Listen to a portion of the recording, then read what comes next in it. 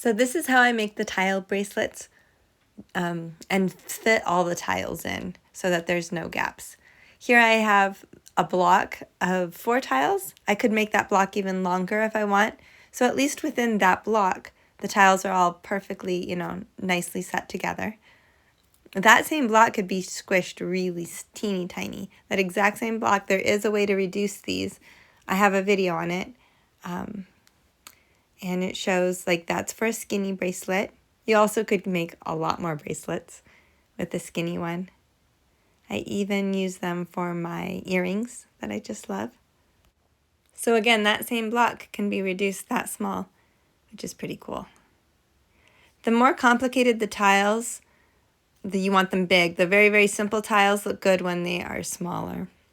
So just keep that in mind when you're designing the tiles.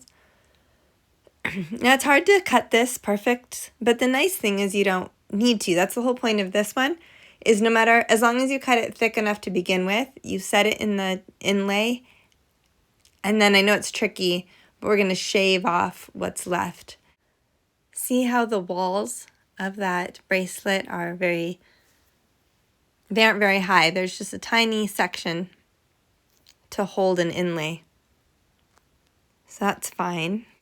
Take care pressing where the strips connect and also pressing it into the walls of the channel, because once those are set in there really well, then you can shave it. Okay, we have one more. This is where we're trying to really fit the pattern in. It looks like I won't be able to get all 4 in there. So what I can either do is squish it. If it almost fit the 4, then I would do some squishing on either side. You can squish these smaller as well as flattening them out.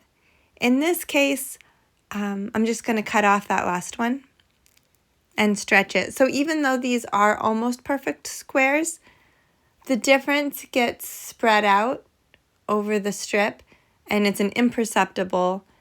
If they didn't quite fit, I'd stretch it. They'd be maybe a little bit more like rectangles, but it's imperceptible. And see how that's actually too much?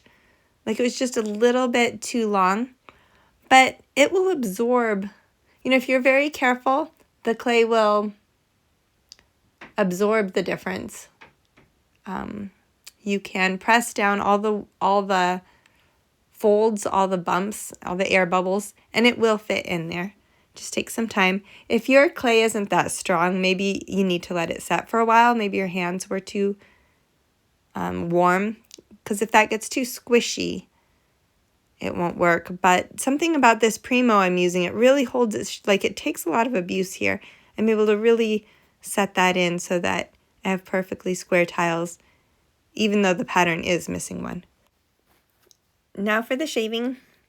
The idea is that those guards on the sides should be able to hold the blade. This is a tricky process. Sometimes the clay comes up off the bracelet and you ruin a section. And then you have to kind of cut it out and replace it. So it's not easy. I actually usually pull the blade toward me, but since that seems like people get mad at me when I do that because it seems dangerous. Even though that blade has never cut me. It's not as sharp as it looks.